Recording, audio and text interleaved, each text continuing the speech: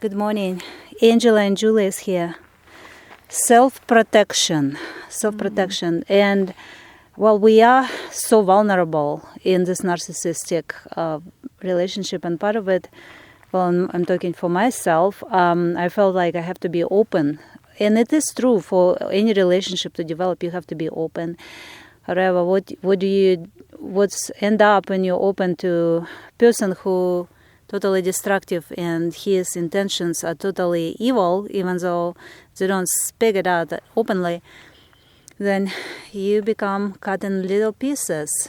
And when you get out of that, your ability to trust, your ability to be open, your willingness to be vulnerable. your willingness. See, in the normal economy, and I'm going to say the normal economy is what God set up. Yeah, this is norm. For real relationships, love-filled, love-centered relationships, vulnerability is a gift.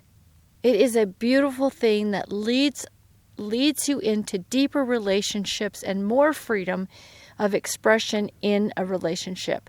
But when you've experienced abuse and cruelty every time you've been vulnerable, and you're vulnerable trying to build a relationship, we know that that's part of building a relationship, is being vulnerable, being naked in front of others, emotionally, mentally, spiritually, even physically. You're opening yourself. That is a normal, wonderful thing that God created as part of a great relationship. However, when that vulnerability is not used to build more of a sense of sacred between two people, but used as cruelty, then we whether it's conscious or unconscious, we shut that part of ourselves off and say, no more, I will not be vulnerable. I will protect myself.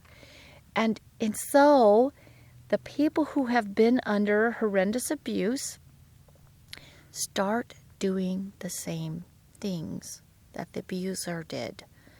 Because the minute you shut your vulnerability off, you shut that voice off that lets you know when something's wrong, or when you've done something wrong and you need to say you're sorry, or whatever that would cause you to be vulnerable, even speaking your deepest affections towards another human being, okay? When you shut that off and you start to put self-protection in place, we're going to protect ourselves no matter what, you now have shut off your healing. You now have shut off your ability to be a loving human being. It also shut down your ability to have a full life. Absolutely. For example, like in my case, the criticism, especially from my childhood, they put down was so big, so I kind of shut down, and I was protecting myself by not speaking up, by not expressing my opinions, but not talking. But then you're hindering yourself, and you're not blessing other people with encouragement, with wisdom, with love, with everything, because you're afraid that when you come out and be vulnerable and speak what you think or share your ideas, you will be put to death. You'll be devalued. You'll be devalued, and you'll feel pain because it's rejection and all that. But when you shut off your ability to feel deeply, you also shut off your ability to feel deeply. Happiness, joy, love. The depth of those relationships are life-giving. Yeah. But we shut down, and what ends up happening is we start becoming like the abuser. Yeah. And then we start facing the same decisions. Do we want to keep going that way? Do we want to be like the abuser? Do we want to protect ourselves to where we're actually hurting other people because we refuse to give love? That reminds me of, I think Clive Lewis had a quote about that when you protect yourself from basically from life and from advancing and from you kind of like putting yourself into this hole in the ground, which is, it's safe, but it's dark, it's cold, it's nobody, a grave. It's an open grave. It's an open grave, nobody around. Yeah, you really protected yourself. You're not moving anywhere, you're not interacting, you're safe, but what you're doing, you're just dying there. And not only that, in trying to protect ourselves from pain, we're inflicting our own pain. Because God did not create us to be isolated and to be off by ourselves or to be stagnant. A stagnant pond gets stinky really quick. So when you shut off other people's love, God's love, well, and you shut down because you don't want to feel pain, you shut yourself off from life. Yeah. And you are inflicting now your own pain. You're also inflicting pain to other people when you're rejecting their love. But you're inflicting pain upon yourself too. So self-protection, basically, it's enemy tool to separate from life, from connection, because God's plan is for us to connect, to enrich each other life. To love each other, to experience true communion, which is a tearing off a piece of ourself and feeding another person. But you see how self-protection by itself, it's nothing wrong with that, applied to in the right circumstances. But again, narcissist or enemy, he takes everything, twist it out, put it upside down on its head, and say, well, now protect yourself from life, when in reality, we need to protect ourselves from narcissists, from lies, from deception. This have to be really strong protection, and the doors have to be shut. But there is, for the Lord, for the goodness of life, for good people, for healing, the doors have to be open.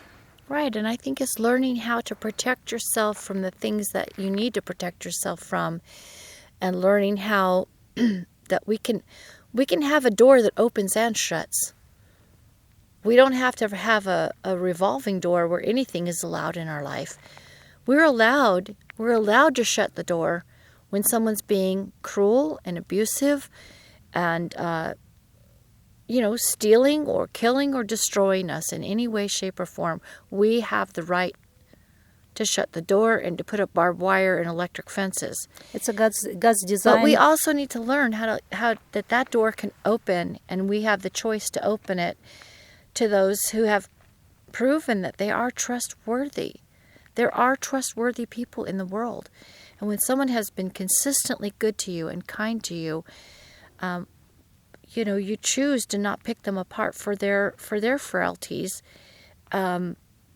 and try to prove to yourself that they're not trustworthy and that you have a right to protect yourself from them. We have to learn that there are people that are worth trusting. They don't have to be perfect people. They have to have a heart that is loving. And we can open ourselves to those people. God's design, even on a cellular level, if you study the cell, the protection layer of the cell, it's very sensitive. It opens to nutrients, to water, to all the good things. Anything toxic that comes out, it shuts down. It's literally, the cell have to be either deceived, tricked into, or broken protection in order to anything bad comes in. That's a good thing to remember. All right, so be encouraged. Be encouraged to not choose to protect yourself from everything and everybody. Yeah. Protect yourself from that which you need to protect yourself from, and choose to love and to trust and to be vulnerable with those that you believe you can build a real relationship with. It's a choice, but also we can ask God to help us, Yes. because that ability is very, very destroyed after abuse. And we can say, Lord, teach me to trust you. Show me who I can trust. Yes. Teach me what even trust look like. And That's He right. will. He will. He will.